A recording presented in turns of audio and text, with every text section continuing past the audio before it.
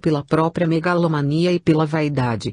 Para alcançar êxito nessa etapa inicial de sedução, os magos apresentam às suas futuras cobaias propostas subjacentes, aumentando a importância desses fatores na mente das pessoas. A sede egocêntrica ganha relevo. Quando elas vislumbram a possibilidade de atingir os objetivos que almejam, então cedem voluntariamente à ação dos magos, que se disfarçam em mentores e mestres de reconhecida autoridade moral. Dessa forma, são conduzidas a esta cidade, onde se transformam em cobaias de experiências mentais e emocionais. Aos poucos, os senhores das sombras pretendem substituir a memória e o conhecimento do Cordeiro e de seus ensinamentos por deturpações e pseudo-conhecimentos, cuja implantação se dará no cérebro espiritual dos corpos astrais de suas vítimas.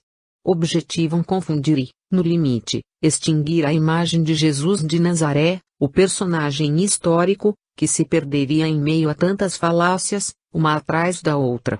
As técnicas que possibilitam a manipulação mental já são conhecidas pelos estudiosos encarnados e se constituem numa realidade, no que se refere à psicologia moderna e suas variantes. A teoria a respeito da modificação da memória e do implante de novos conceitos e dados na mente do indivíduo também já existe, mas fica na dependência do modo como se consolidaria esse tipo de ação criminosa, em virtude do evidente dilema ético. Naturalmente, entre os encarnados, isso tudo não passa da teoria, considerada por alguns absurda ou risível. No entanto, entre os habitantes do mundo astral, principalmente entre os especialistas das hostes dos magos negros, havia a necessidade apenas de elaborar um planejamento estratégico, aptidão em que os magos provaram ser exímios, uma vez que a barreira ética não representa impedimento algum. Tudo isso configura uma nova metodologia de ação desses seres da escuridão, uma forma mais sofisticada de obsessão, que desafia os modernos discípulos do Cordeiro a se atualizarem também. As trevas há muito vêm atuando com novas disposições e táticas para efetivar seus projetos entre os humanos encarnados, e quanto aos defensores do bem, o ex-agente dos magos nos deu preciosos esclarecimentos a respeito da situação reinante ali. Mas aquilo não era tudo. Os planos dos magos negros não poderiam ser detidos unicamente com a descoberta dessas informações. Era preciso muito mais para deter o funcionamento da máquina que sintetizava toda a constelação de poder forjada pelos magos negros e seus asseclas. Ouvindo o que falava o ex-sentinela, o cientista que nos acompanhou resolveu contribuir. A preservação desta cidade e de outras semelhantes consome grande quantidade de energia e vitalidade mental dos senhores da escuridão. Por isso, de tempos em tempos eles e seus auxiliares mais diretos têm de se abastecer de força vital, o que ocorre quando os cientistas extraem de seres viventes componentes emocionais e ectoplásmicos. Mas é claro que os magos não se satisfariam tão somente com isso. Interessa-lhes sobremaneira a quantidade de energia psíquica irradiada pelas pessoas que vampirizam. Eis porque eles agora atacam principalmente os médiuns, de qualquer corrente religiosa. As revelações pareciam comprometedoras, sob todos os aspectos. Eu nunca imaginaria que os magos pudessem representar um fator de poder tão assombroso e extraordinariamente perigoso na hierarquia do mundo astral. Mas tudo isso era apenas uma fração da história. Os guardiões conseguiram libertar os corpos astrais, encaminhando-os a planos superiores, sob a supervisão do espírito Giuseppe Gleber, que assumira a condução dos casos pessoalmente. A solução demandaria tempo e investimento da parte de uma equipe multidimensional, isto é, composta por integrantes de um e outro lado da vida, especializada no trato com processos obsessivos complexos. No que se refere a nós, Pai João deu sinal para partirmos imediatamente, pois a situação da matéria astral por ali parecia oscilante demais. Todas as construções, os prédios e as casas erguidos pelo poder mental dos magos corriam sério risco de sucumbir, por falta dos elementos mentais que os sustentavam. Com tantas informações em nossa mente, saímos todos daquele ambiente astral, lamentando apenas que a maioria dos espíritos que povoava aquela aldeia macabra não quis ser auxiliada pelos pais velhos. Tanto o cientista quanto o antigo sentinela dos magos entraram conosco no comboio astral, que nos aguardava no mesmo local por onde penetramos a cidadela do mal. Deixávamos para trás uma turba de espíritos gritando e falando coisas indescritíveis. No momento oportuno, os espíritos resgatados seriam encaminhados, uns para tendas de umbanda, outros para casas espíritas, segundo as inclinações de cada um, para receber orientação e se restabelecer. Depois, Pai João, eu e Jamar reconduzimos nosso companheiro encarnado de volta ao corpo físico, pois já estava na hora de ele retornar às atividades na crosta. Os relógios marcavam 6 horas da manhã, e novo dia se desenhava no horizonte do hemisfério onde Raul desempenhava suas atividades como médium e cidadão. Ele em breve se levantava da cama, com as imagens dos últimos acontecimentos fortemente impressas na mente. Antes mesmo que se envolvesse nas questões do cotidiano, ainda pôde nos perceber a seu lado, acenando-lhe. Por precaução, Pai João ordenara que mais um dos guardiões, entre os especialistas da noite, pudesse permanecer ao lado do médium, a fim de evitar e preservá-lo de possíveis ataques dos magos. O povo que andava em trevas, viu uma grande luz. Sobre os que habitavam na região da sombra da morte resplandeceu a luz. Isaías 9:2. Nenhum soldado em serviço se embaraça com o negócio desta vida, a fim de agradar aquele que o alistou para a guerra. Igualmente o atleta não é coroado, se não lutar legitimamente. 2 Timóteo 2:4-5. Capítulo 5, o resgate. Para nós, os desencarnados, trabalhar com os médiuns de um modo geral às vezes representa um enorme desafio. Muitas concepções e opiniões que foram surgindo e ganharam corpo no movimento espiritualista não passam de mero produto da imaginação de algumas pessoas. Lamentavelmente, diversos médiuns acabam por sucumbir diante desses conceitos distorcidos, adotando um comportamento que tolhe ou, no mínimo, inibe um trabalho de parceria mais estreita. Graças a Deus, existem aqueles que se comportam fora dos padrões estabelecidos. Questionam tudo e nem sempre concordam com os espíritos, característica essa habitualmente acompanhada de uma atitude diligente, bastante ativa, enquanto estão desprendidos do corpo físico. Têm iniciativas próprias, o que, salvo raras exceções, é um alívio, pois desse modo não se portam como dependentes espirituais. Em vez de deixar tudo a cargo dos benfeitores, facilitam nosso trabalho. Porém, não podemos contar com um número tão grande de parceiros assim.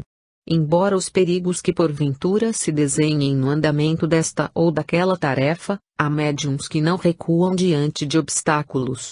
Quanto a nosso pupilo, parece possuir uma espécie de sexto sentido às avessas, que o compele a buscar situações que outros considerariam penosas demais, das quais sem dúvida dariam jeito de se esquivar. Entrega-se inteiramente ao trabalho e apaixona-se pelo que faz. Muitas vezes, sua saúde é comprometida devido ao fato de que não costuma fugir a certos desafios. Parece mesmo sentir atração por coisas árduas e situações intricadas, que exigem esforço redobrado. Inspirado nesse seu senso de aventura foi que Pai João permitiu ao médium fazer uma excursão com Jamar, o guardião, até certa região inferior do astral, a fim de obter notícias de um grupo de seres mantidos como reféns dos magos. Ele reunia plenas condições de proteger Raul dos perigos iminentes com que deparariam ao enfrentar as regiões mais densas do mundo oculto, pois era o chefe de destacamento de especialistas da noite, como eram chamados os guardiões que haviam estudado e se aprimorado no trato direto com os magos negros e seus subordinados.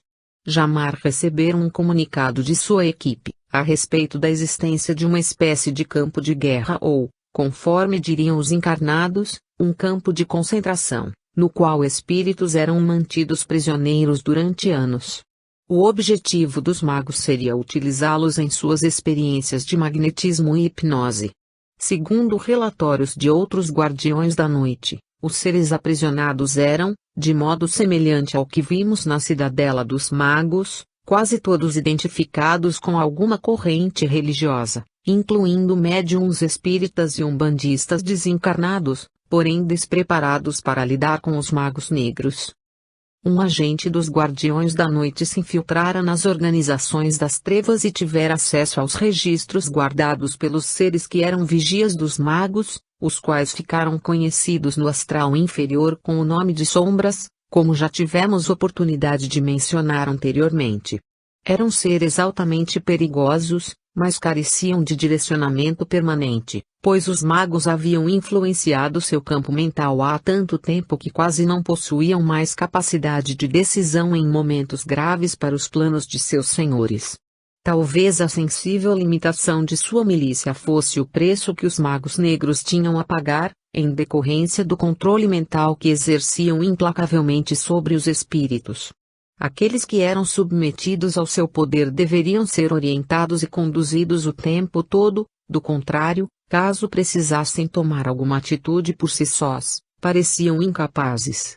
Na falta de comando e instrução, apenas reproduziam as ordens recebidas durante o processo hipnótico. A sugestão pós-hipnótica implantada na mente dos vigilantes dos magos fazia deles marionetes nas mãos de seus superiores. Portanto, incapazes de agir em situações que requeressem iniciativa própria, sem a condução dos magos, comportavam-se como robôs, cujas mentes estavam seriamente debilitadas. De acordo com o que pudera desvendar o espião, em virtude das disputas entre as diversas facções de magos, o campo de prisioneiros e futuras cobaias estaria temporariamente sem comando. Portanto, estava suscetível à interferência dos especialistas da noite, que agiriam para desmoronar a estrutura criada naquelas regiões sombrias e libertar os espíritos. Aprisionados, certamente eram utilizados em processos de obsessão complexa, mas, devido ao trabalho dos guardiões, possivelmente poderiam ser resgatados. Raul ofereceu-se para acompanhar Jamar e seus especialistas na tarefa que se delineava. Nem mesmo o chefe daquela equipe poderia dizer que seriam bem-sucedidos, pois, de uma hora para outra, os magos poderiam retornar, recrudescendo seu domínio sobre as vítimas. Há quem pense, entre os encarnados, que uma missão de libertação se dê apenas com palavras bonitas e carregadas de conteúdo moralista, doutrinário. Ignoram que regiões inteiras do mundo oculto, desde milênios, permanecem nas mãos das organizações trevosas.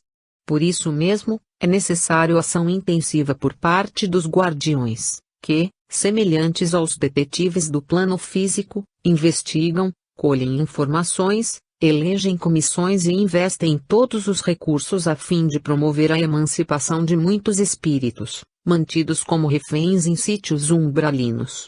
Somente após todo esse trabalho, frequentemente menosprezado pelos religiosos e estudiosos, é que tais entidades são encaminhadas às chamadas reuniões de desobsessão, seja nas mesas espíritas ou nos terreiros de Umbanda. Quando o espírito chega a incorporar nos médiuns, muito antes, no plano astral, toda uma preparação complexa e minuciosa já foi realizada. Raul e Jamar se dirigiram para as regiões mais profundas do astral, enquanto Pai João e eu nos ocupamos de pormenores referentes à nossa tarefa, junto aos demais guardiões. Raul, por estar encarnado, embora desdobrado, trazia o perispírito adensado, conforme exigia a circunstância. Jamar, o guardião especialista, acostumado com empreendimentos dessa natureza, havia dado uma aparência mais opaca ao seu corpo espiritual. Apresentavam-se de tal maneira que, caso cruzassem com os habitantes daquelas paragens ao longo do caminho, seriam confundidos com a população natural do lugar. O médium teve de se proteger com mais ênfase, pois, como encarnado ou vivente, como diziam, seria facilmente reconhecido entre os seres da legião inferior. Assim, vestir um traje especial, que lhe fora emprestado por Jamar. Essa roupagem fluídica facilitaria a camuflagem. O que espera encontrar por lá, Jamar? Perguntou Raul. Não faço uma ideia clara a respeito do que encontraremos por lá, meu amigo, mas, sinceramente, além da expectativa de libertar aqueles pobres infelizes, Quem sabe teremos oportunidade de descobrir alguma informação preciosa a respeito da organização dos magos. Sem dúvida, isso seria muito proveitoso para os guardiões e para meus estudos, concordou Raul. É por isso que permitimos sua vinda conosco, pois, além de ser abonado por João Kobu, tenho a impressão de que você tem grande interesse em conhecer os planos dos magos negros. Talvez porque eu seja um trevoso disfarçado temporariamente de médium, brincou Raul. Jamar era exatamente aquele tipo de espírito dotado de força magnética extraordinária. Era alto, com 1,92 metros de altura, cabelos curtos, tipo militar e olhos escuros expressivos. Quando sorria, o que frequentemente fazia, mesmo sem um motivo apreciável, revelava dentes alvos e magníficos. Desencarnado na década de 1950, trouxera da experiência física largo currículo no trato com organizações terrestres ligadas ao tráfico de drogas em nível internacional. Quando suas vibrações assumiram progressivamente um aspecto mais grosseiro, devido à proximidade com aquele recanto mais denso do astral, Raul esperava deparar com uma situação pra lá de extravagante. Mas isso não aconteceu. O que você acha, Raul? Indagou Jamar. Por enquanto não acho nada, murmurou o médium. Raul dava a entender que não estava disposto a emitir opinião, a não ser muito a contragosto. Jamar, por sua vez, demonstrava notável equilíbrio. Sereno e calmo, não se precipitava em adiantar o que sabia do destino em direção ao qual caminhavam, evitando deixar o médium em situação emocional complicada. Preferia que ele fosse se habituando à paisagem lentamente. Uma região escura, constatou Raul após algum tempo de silêncio. Creio que as coisas não serão muito favoráveis para o resgate, caso ele seja possível. Para Raul, os guardiões especialistas da noite lembravam seres mitológicos, descritos nos livros que lera. Não era tão somente pelo aspecto externo dos guardiões, mas o modo como se comportavam, como se deslocavam entre os fluidos densos e escuros de setores como aquele no astral. Pareciam pesados, às vezes até lentos, no entanto, quando em ação, moviam-se com invejável desenvoltura. Fora isso, sua maneira de ser afigurava-se até solene. As primeiras observações demonstravam que o local era de uma densidade fora do comum, pois as irradiações solares eram impedidas de chegar com maior intensidade, em virtude das nuvens de fluidos presentes no ambiente. Cúmulos gigantescos e negros como que engoliam a luz, que os ultrapassava muito pálida. Jamar e Raul deslizavam por entre as massas de nuvens, que lembravam brumas a encobrir o reduto de algum personagem de contos mágicos. Em silêncio, procuravam por uma brecha entre o nevoeiro, que lhes permitisse ingressar no esconderijo dos magos, mais precisamente no campo de contenção das almas capturadas pelos sombras, seus vigilantes. Se ali ficava realmente essa tal aldeia de prisioneiros sob intensa vigilância, pensava Raul, então eles se esmeraram para encobrir a sua localização. Escolheram o lugar certo. Depois de caminharem lentamente, quase se arrastando entre os fluidos densos, a cortina de nuvens escuras parecia ceder aos poucos. Casas. Edificações, exclamou Raul, de repente. Com certeza, meu amigo, respondeu Jamar. Permaneçamos atentos. Será que são habitadas pelos magos ou pelos seus vigilantes? Os dois se entreolharam rapidamente e mergulharam no manto de nuvens, apressando os passos, embora a dificuldade causada pela densidade dos fluidos. Continuavam em silêncio e tentavam penetrar na escuridão do ambiente. Haja o que houver nos esperando, a realidade com que nos defrontaremos corresponderá à ideia de um purgatório, um terreno sem luz nem esperança, sentenciou Raul, depois de algum tempo. Sem sombra de dúvida, respondeu Jamar, embora parecesse estar com todos os sentidos alertas. Raul apoiava-se agora no ombro direito do guardião, seguindo de perto. À medida que desciam vibratoriamente, notaram que nenhum único raio solar penetrava aquele local. A única luz ali percebida era a chamada luz astral, propriedade apresentada pelas partículas atômicas peculiares àquele plano, que a irradiavam. Sendo assim, uma espécie de penumbra reinava na região que eles invadiam. Quando olho para este lugar, chego à conclusão de que os magos tratam seus prisioneiros de forma pouco amistosa. Agora compreendo melhor por que os seus vigilantes são conhecidos como sombras, acrescentou o médium. Além da paisagem estranha e do solo astral pegajoso, a região em que transitavam tinha aspecto que induzia a pensar ser grande a incidência de chuva por ali, pois notaram muitos charcos espalhados ao longo do caminho. O ar era úmido, quase irrespirável, e o clima de estufa talvez fizesse com que o sofrimento das entidades aprisionadas se tornasse pior. Tais espíritos, ainda muito materializados, sentiam todas as sensações físicas, por isso, o ecossistema ali encontrado afetaria em larga medida seus corpos espirituais, mais densos. Cuidado! Olha ali, o guardião apontou à sua direita. Miraram detidamente, até que uma sombra gigantesca, que apenas se esboçava, deitada no chão, mostrou-se mais claramente à visão espiritual.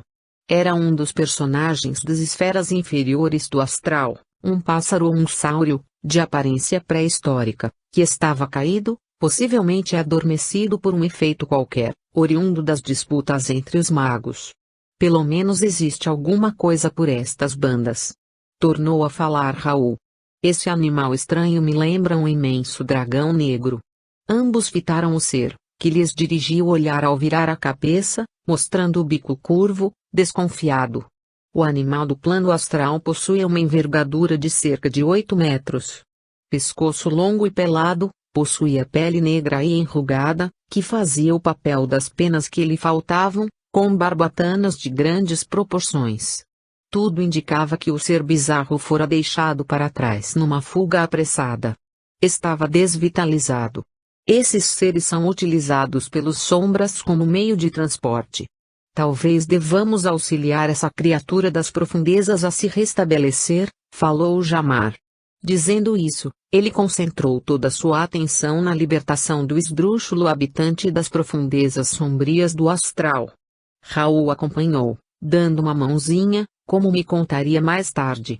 A ave pré-histórica, então livrada do charco umbralino, ensaiou um bater de asas e depois rompeu as nuvens densas, como se fosse a coisa mais fácil do mundo, pairando a razoável altitude. Esses animais pré-históricos, informou Jamar, desempenham o papel de veículos para que os sombras realizem seu patrulhamento aéreo. Possivelmente tenha sido abatido durante um eventual combate. Sua figura lembra fósseis dos primórdios da evolução terrena. É muito rudimentar e grosseira, como se tivesse vindo direto de uma expedição arqueológica. Há quanto tempo estão por aí? Não sei precisar, Raul, mas o interessante é o modo como se mantêm vivos. São criações mentais dos magos, que, por meio de sua força psíquica, sustentam tais imagens. O segredo de perdurarem por séculos e milênios nos recônditos do astral. Como os senhores do mal não têm a capacidade de elaborar formas superiores, e ainda têm nesses animais a associação com seu passado longínquo, contemplamos aqui o fruto vivo de seu pensamento consistente e persistente. Após o encontro inesperado, os dois prosseguiram, vislumbrando um território não tão denso à sua frente, ligeiramente menos soturno. Florestas negras, escombros quase irreconhecíveis, antes avistados por Raul e Jamar, agora eram perfeitamente visíveis. Um ou outro riacho com cheiro fétido foi transposto durante o romper das densas nuvens. Colunas de neblina emergiam do solo astral, engrossando as nuvens que escureciam a região. Por todo lado havia ruínas, cujo aspecto lembrava o de antigas cidades medievais já destruídas. O que acha da ideia de que aqui se localizava a base ou laboratório dos magos? Perguntou Raul de sobressalto. Não creio nisso, Raul, discordou Jamar. Tenho a impressão de que os magos destinavam este lugar apenas ao reduto de seus sentinelas, os sombras, que cuidavam dos prisioneiros. Eles não constroem suas fortalezas dessa maneira, preferem ficar ocultos no interior das rochas e nas regiões abissais. Refletindo por instantes, o guardião inquiriu Raul, Sente-se à vontade para dar uma olhada por aí comigo. É claro, retrucou o médium. Afinal, foi para isso que viemos, não foi? Resolveram chegar mais perto, ingressando na cidade destruída, onde talvez encontrassem os espíritos aprisionados. No entanto, também poderiam se defrontar com os sombras. Era um risco necessário. Naquele lugar, a superfície apresentava-se ainda mais úmida.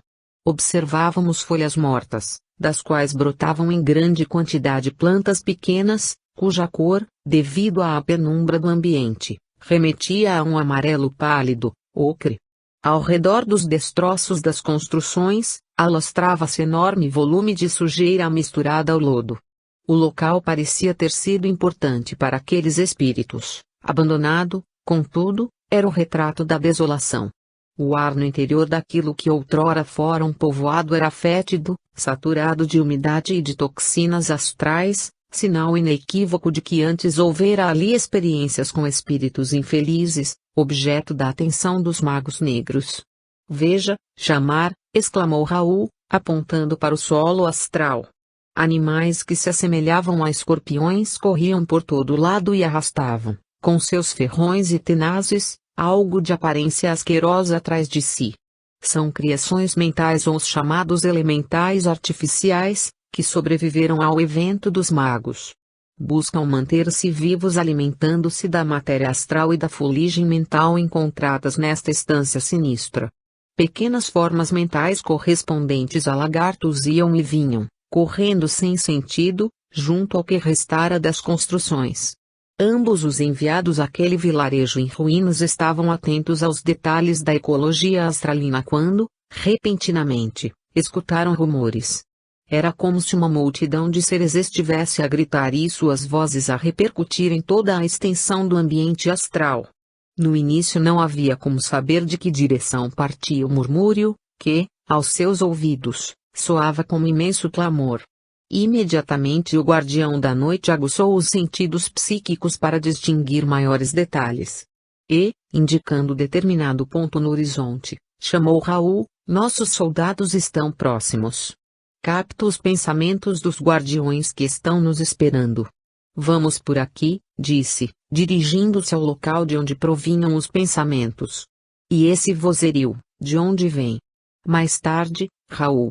Agora, o essencial é que encontremos nosso pessoal e, juntos, preparemo-nos para qualquer eventualidade. Transcorrido breve intervalo de tempo, ambos deram com uma equipe de 21 guardiões da noite a postos, os quais pareciam aguardar seu chefe, Jamar. Raul foi introduzido, e, depois de algumas explicações, prosseguiram todos em direção ao barulho, procurando detectar sua procedência.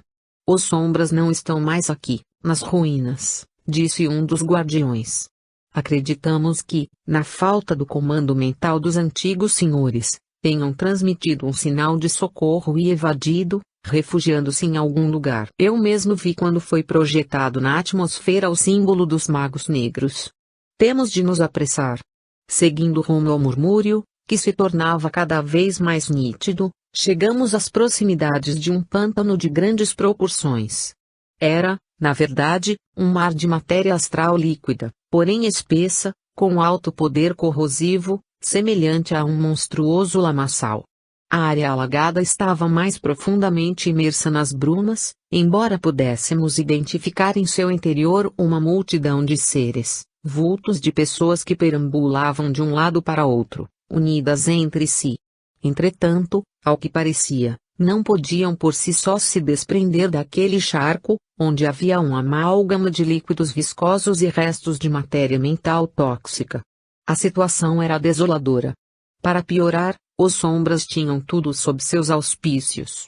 Vigiava o local um grupo de mais de 50 entidades pertencentes à guarda de elite dos magos negros, conhecida e temida por sua periculosidade e ausência de medo. Os especialistas da noite discutiam entre si. Os sombras fugiram do que sobrou de sua cidade e vieram para este pântano. Quanto aos prisioneiros, não podem se emancipar sozinhos, até porque nem saberiam que direção tomar em meio aos fluidos densos do astral inferior. Permanecem vagando dentro do pântano. Estou certo de que os sombras esperam algo, pois não arredam pé do lugar. Temo que não será nada fácil vencermos a resistência desses sentinelas. Se eles só reconhecem a autoridade do Magus, creio que será muito difícil penetrarmos em seus domínios e libertar aqueles infelizes que vagueiam pelo mar de lama. O campo de prisioneiros fora erguido pelos magos em cercanias inóspitas da subcrosta. Na época, os próprios magos negros moldaram a região através da ideoplastia, o que não representou nenhum esforço mental expressivo para eles. O lugar ficara sob os cuidados da milícia negra dos Sombras, a guarda de elite dos chefões do mal. O cárcere astral consistia unicamente de um campo energético de aproximadamente 10 metros de altura, o qual abarcava uma área de 2.000 m2. Contígua a este terreno, havia uma cúpula de 20 metros de diâmetro, onde os Sombras realizavam investigações psíquicas em cada um dos condenados pelos magos. Contudo, a criação havia se deteriorado e se transformado no lamaçal agora visto. Assim como a morada dos Sombras, não havia sobrevivido ao confronto entre os dois grupos rivais que disputavam a supremacia nos planos inferiores. A cidadela onde residiam os vigilantes das trevas fora absolutamente destroçada durante o confronto, e, então, somente restavam escombros. Em decorrência desse fato, eles aglutinavam-se em torno da prisão, que, sem a interferência das mentes que criaram e mantinham aquele campo de força, transformava-se lentamente no pantano de proporções gigantescas que a equipe de guardiões observava. Os espíritos ali detidos ficaram imediatamente jungidos ao lamaçal, que cada vez mais sofria processos de deterioração. Não havia mais mentes adestradas para alimentar a forma e as características que antes se verificavam, pois os magos haviam se retirado. A paisagem mórbida lembrava palidamente outro sítio, visitado anteriormente por nossa equipe. Os encarcerados reuniam-se em grupos de diversos tamanhos. A presença dos Sombras sem dúvida significava que esses sentinelas tinham esperanças de que os magos retornassem a qualquer momento para assumir seu legado. Mas eles mesmos, da milícia negra, não sabiam como se comportar. De certa forma, eram também prisioneiros, já que agiam sob a indução hipnótica dos magos. Sem seus patrões, não tinham poder de decisão. Enquanto os guardiões da noite examinavam esses fatos e se certificavam das ocorrências por ali, Raul interferiu, definindo o fim do dilema. Já sei como resolver a questão, exclamou de súbito, olhando para Jamar. Fale logo, meu rapaz, pois temos pouco tempo. Se você acha que pode fazer algo, o momento é agora. Creio que posso ajudar. Já tive experiências no passado, como mago, em diversas ocasiões, e guardo na memória espiritual os registros da época. Creio que poderei ajudar de determinada maneira. Jamar sorriu comedido, deixando os dentes brancos à amostra. Ele entenderá logo o que Raul pretendia fazer. Se sua expectativa se confirmasse, teriam reais chances de êxito na busca de livrar os infelizes das garras dos Sombras. Raul afastou-se dos guardiões alguns metros e concentrou totalmente a mente. Aos poucos, foi reorganizando a estrutura do seu corpo astral, que se transformava progressivamente, aos olhos de todos. O médium, naturalmente, aprendera com o elevado mentor da vida maior como transformar a aparência do perispírito mediante a concentração obstinada. No lugar do médium Raul, esboçava-se agora um homem alto, corpulento, trajando uma larga túnica escariate, que brilhava fortemente, parecendo feita de material iridescente.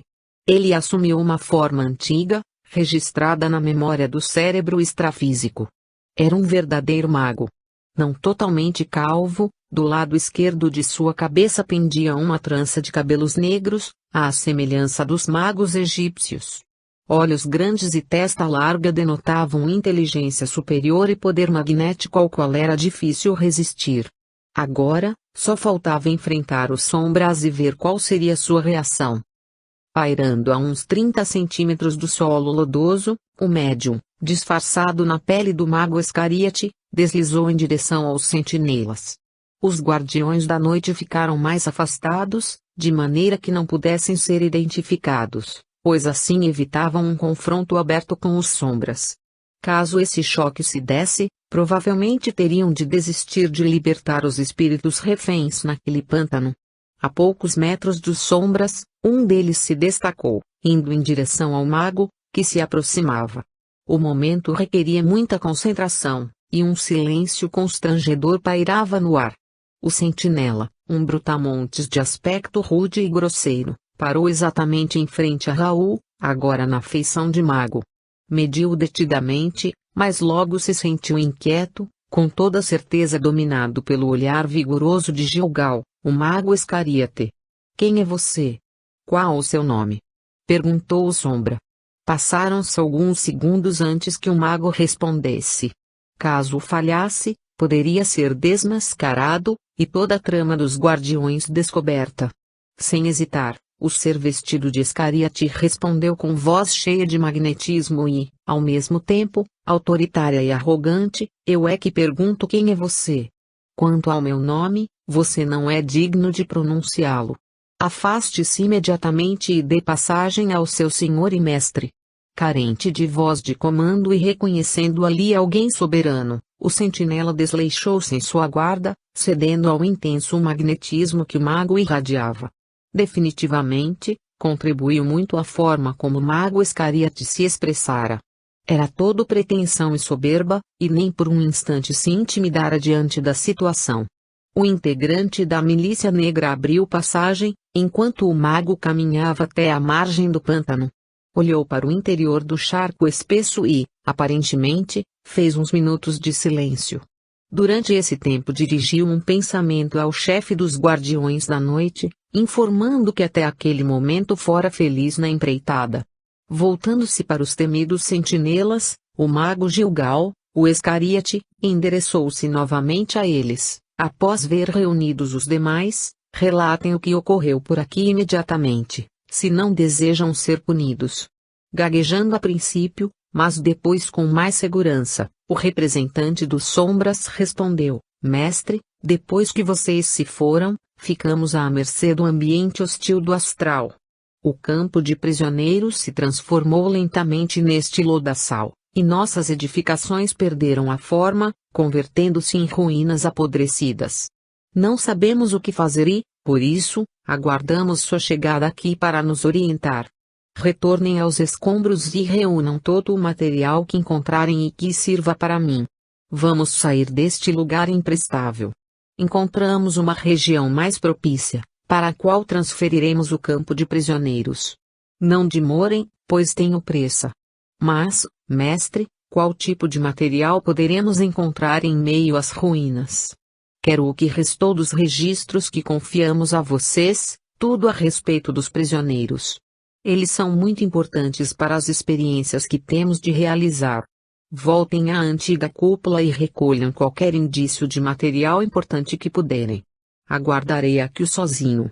"Senhor", esboçou o Sombra, "não seria razoável que deixássemos aqui um contingente de sentinelas? Você não está aqui para questionar minhas decisões. Não o contratamos para pensar, e sim para agir. Obedeça imediatamente ou o farei sofrer sob o poder da minha ira." O mago jogou tudo numa única cartada. Se falhasse, todo o trabalho teria sido em vão. Perscrutou o Sombra com um olhar significativo, repleto de fúria e ferocidade aparentes. Finalmente, ele cedeu ao intenso influxo magnético e partiu com os demais sentinelas. A convicção genuína com que foram pronunciadas as palavras de ordem arrebatou os sentinelas do mal. Em direção aos nossos objetivos.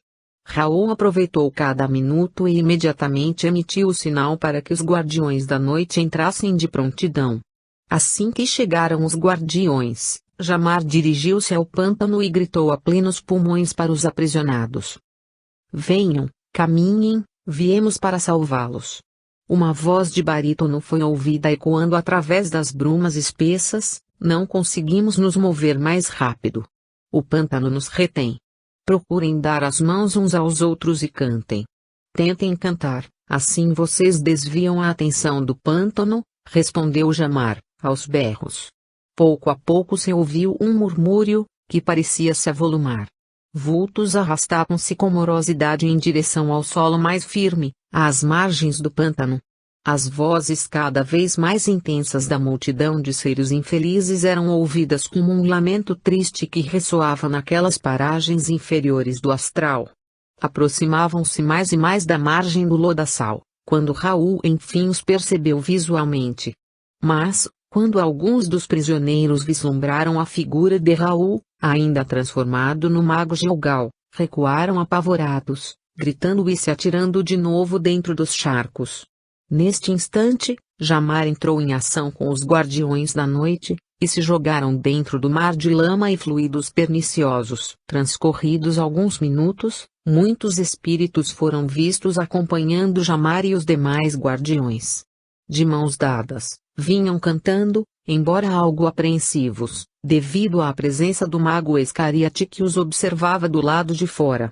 Todavia, a verdadeira ameaça ainda não tinha passado. Encontravam-se ainda a alguns metros da margem. A lama, o lodaçal, aquela substância composta de negrume, terra, plantas apodrecidas e água fétida, escorria dos corpos espirituais dos resgatados e dos Guardiões da Noite.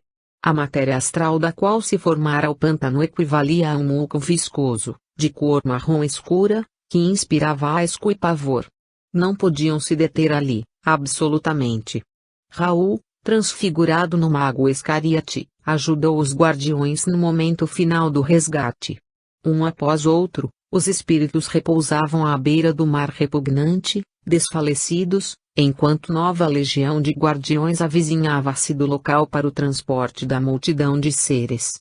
Apenas trocando gestos breves e palavras curtas, eles esvaziaram o local, antes que os sombras retornassem. Jamar enviara um pedido mental a Pai João, que providenciou que um veículo de transporte fosse colocado à disposição para o auxílio.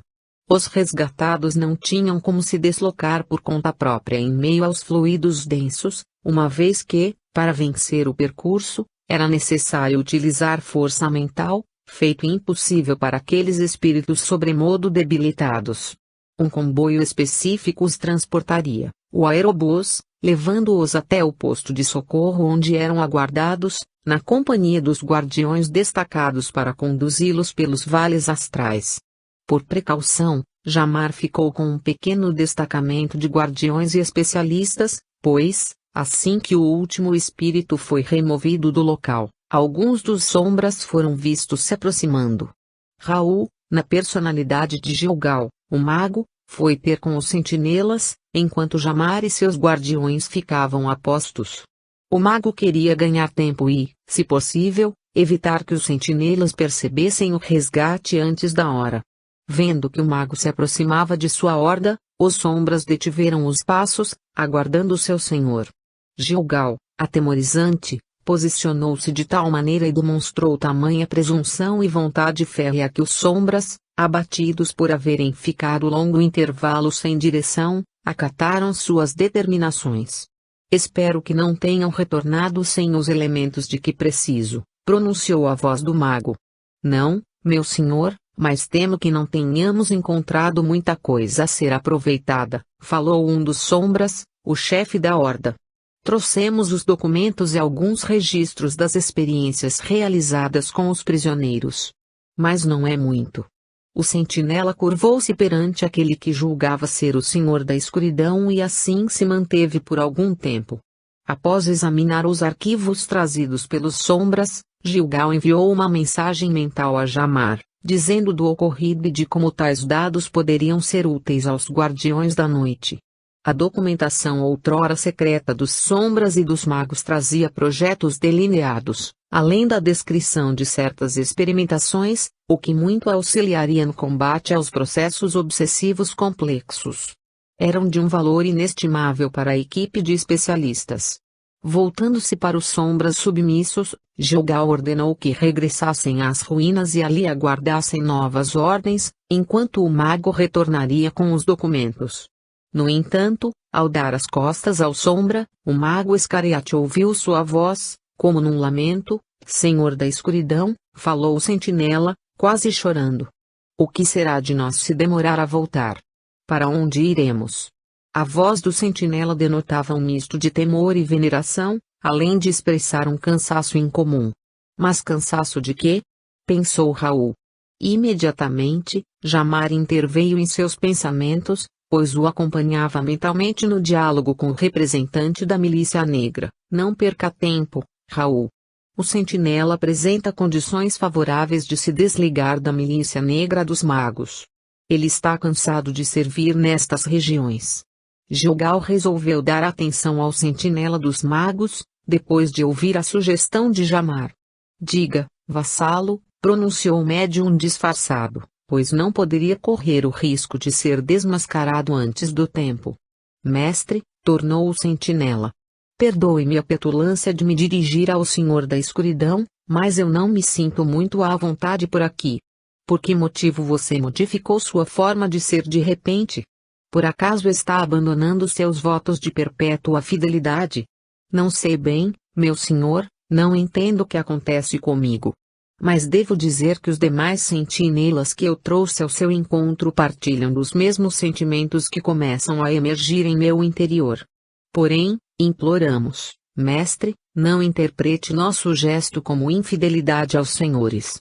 Fale-me mais a respeito, ordenou Gilgal. Prometo contemplar sua causa. Desde algum tempo, noto que surge em mim um clamor diferente. Conversei sorrateiramente com outros sentinelas, estes que estão aqui comigo, e eles sentem-se de modo semelhante. Certa insatisfação brotou e vinga a cada dia dentro de nós, mas não sabemos como proceder.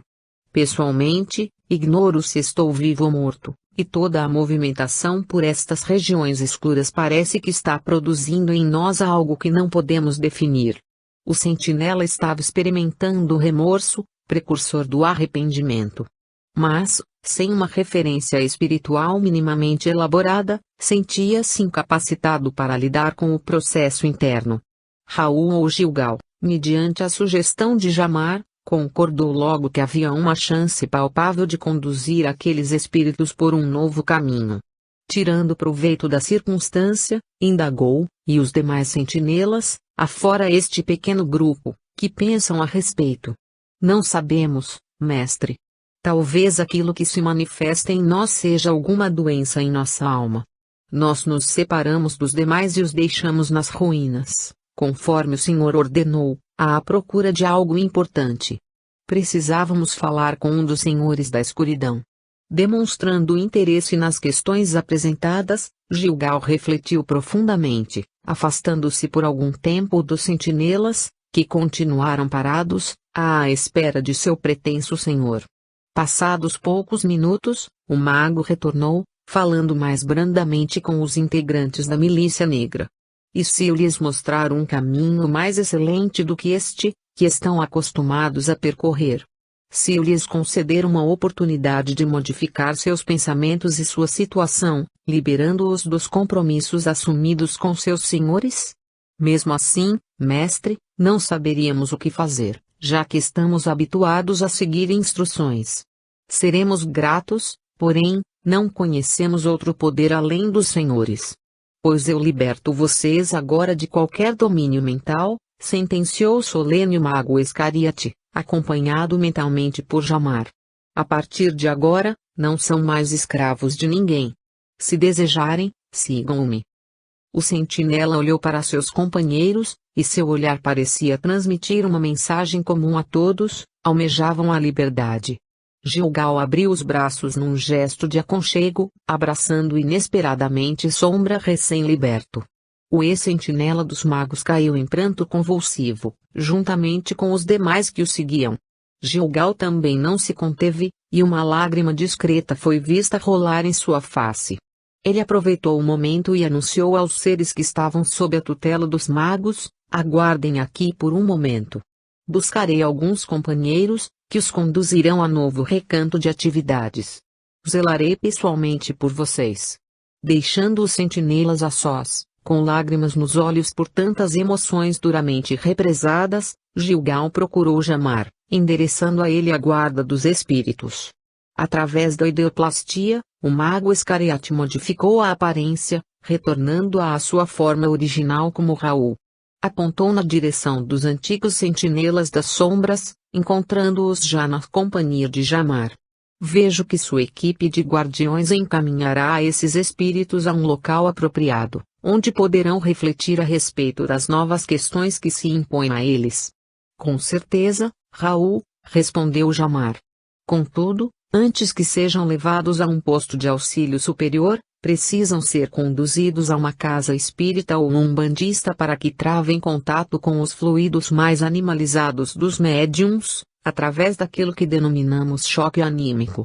No caso desses espíritos, considerando que eles próprios é que desejaram subtrair-se do império dos magos negros, ainda assim há necessidade do choque anímico. Sublinhado ocorre, meu amigo, que os ex-agentes das sombras ainda têm o psiquismo tão fixado no passado e concepções materiais arraigadas a tal ponto que, apesar do desejo de modificação, não conseguiriam vislumbrar os espíritos mais esclarecidos, como os pais velhos e outros mentores da vida maior. Só nos percebem devido ao fato de que adensamos muitíssimo nossas vibrações para nos movimentarmos nestas zonas de baixíssima frequência. O choque anímico provocará neles uma descarga energética de altíssimo grau, fazendo com que sejam liberados os fluidos mais densos, agregados a seus corpos espirituais. Dessa forma, poderão abranger algo mais além do campo estreito de suas percepções atuais. Enfim, o contato com o ambiente de uma reunião mediúnica será extremamente benéfico para esses espíritos. Raul aproximou-se daqueles espíritos, dando-se a conhecer plenamente. Eles ficaram felizes ao constatar que o mago Iscariote era, na verdade, o médium Raul, que se disfarçara para o contato. Com efeito, ainda temiam os magos, seus antigos senhores. Descobrir que Gilgal era o médium desdobrado trouxe, portanto, mais tranquilidade àqueles seres, que se ofereceram para novas tarefas, inclusive para acompanhar a equipe de Jamar nas excursões pelos planos mais densos.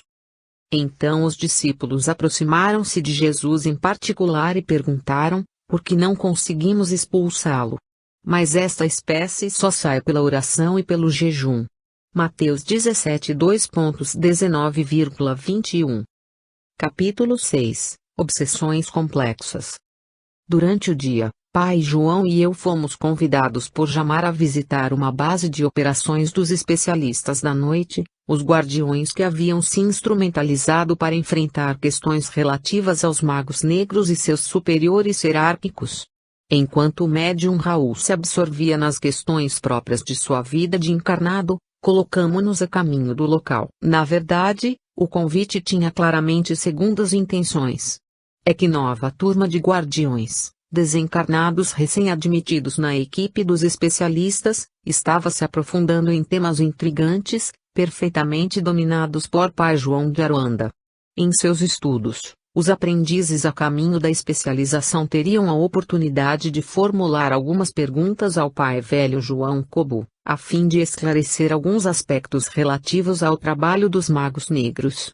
Com imensa boa vontade, Pai João aceitou o convite, e eu, como repórter das questões espirituais, evidentemente fui no seu encalço.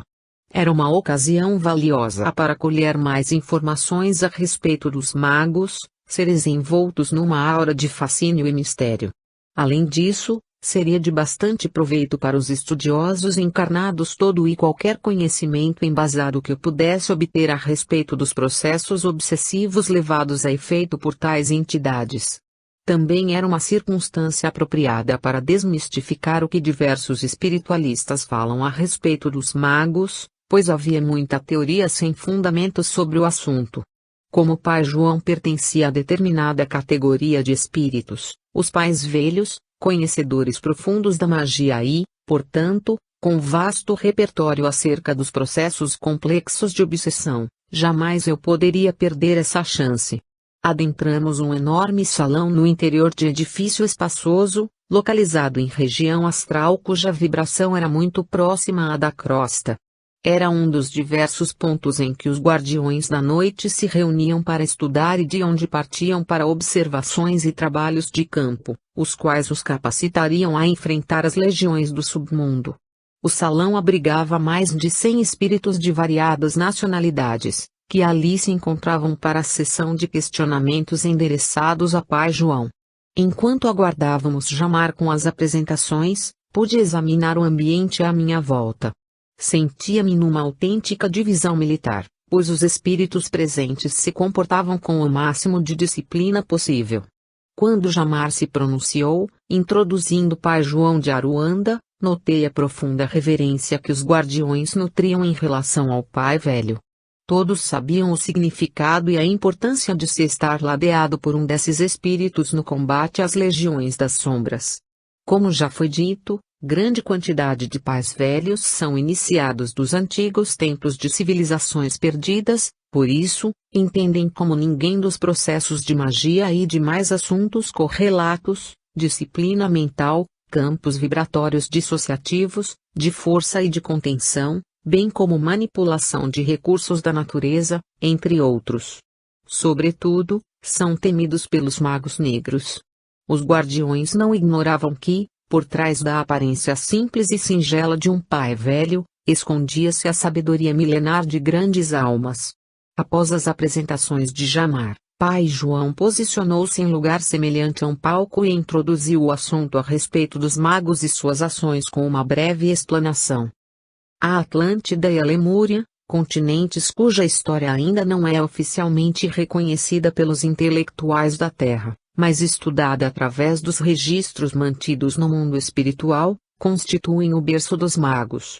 Esse território perdido recebeu os exilados de outros orbes, espíritos detentores de grande bagagem científica e notável domínio mental sobre as forças da natureza, os quais, em seu apogeu, portavam-se de acordo com um determinado sistema ético e moral. Ambos os fatores lhes asseguravam a possibilidade de fazer incursões no mundo oculto com invejável liberdade, manejando com destreza inúmeras leis da natureza e os fenômenos condicionados a elas. Ainda hoje, mesmo com todo o conhecimento espiritual que a humanidade conquistou, não encontramos ninguém entre os encarnados que possa fazer frente ao que os magos brancos conseguiam realizar naqueles tempos. Não havia passado muito tempo desde a ocasião do degredo, evento que os trouxera para a Terra, o que lhes favorecia o acesso aos arquivos de sua memória espiritual. Somado a isso, a atmosfera psíquica do planeta, ainda jovem, contava com poucos focos de contaminação astral, o que proporcionava aos magos mais facilidades para exercer uma ação puramente mental sobre os fluidos e demais elementos da vida oculta. Por causa dessas condições, nesse período a magia era totalmente mental, sem que se fizesse necessário o uso de rituais, tampouco de objetos de condensação energética, embora gradativamente eles tenham sido incorporados à sua prática. Foi o caminho encontrado para suprir as carências dos novos iniciados ante o aumento considerável da carga mental tóxica, que os homens criaram com o transcorrer do tempo. Entre os magos, houve os que se distanciaram dos objetivos traçados pelo Conselho dos Bons, como era chamado o colegiado diretor dos ensinos iniciáticos, e se colocaram em desarmonia com os elevados propósitos da vida. Por esse motivo, autodenominaram-se magos negros, em contraposição aos adeptos da magia branca ou superior. As atividades dos lemurianos e atlantes se concentravam sobre os fluidos naturais do planeta Terra, que, muito embora fossem primitivos, primários ou pouco elaborados, em virtude disso mesmo respondiam mais facilmente à ação do seu poder mental disciplinado. Naqueles tempos, o ambiente astralino e psíquico do globo terrestre ainda era de manipulação razoavelmente simples. Inexistia a contaminação fluídica, produto do pensamento desordenado, ou pelo menos ela se apresentava num nível infinitamente mais brando do que se vê na atualidade, a tal ponto de pôr em risco o equilíbrio da ecologia sutil. Era diminuta a população de encarnados, disposta em grupos esparsos pelo orbe, e não havia a fuligem mental de desencarnados, cujo contingente era bem menor e, acima de tudo, composto por almas predominantemente instintivas, ignorantes e ingênuas. Sendo assim, é nesse ambiente virgem, que resguardava relativa simplicidade psíquica, que os magos negros encontraram o campo vibratório que favoreceu seu desenvolvimento e o consequente planejamento de suas operações e organizações. Ignoravam, contudo, que eram manipulados por outros seres, ainda mais perigosos do que eles, os chefes de legião dos dragões.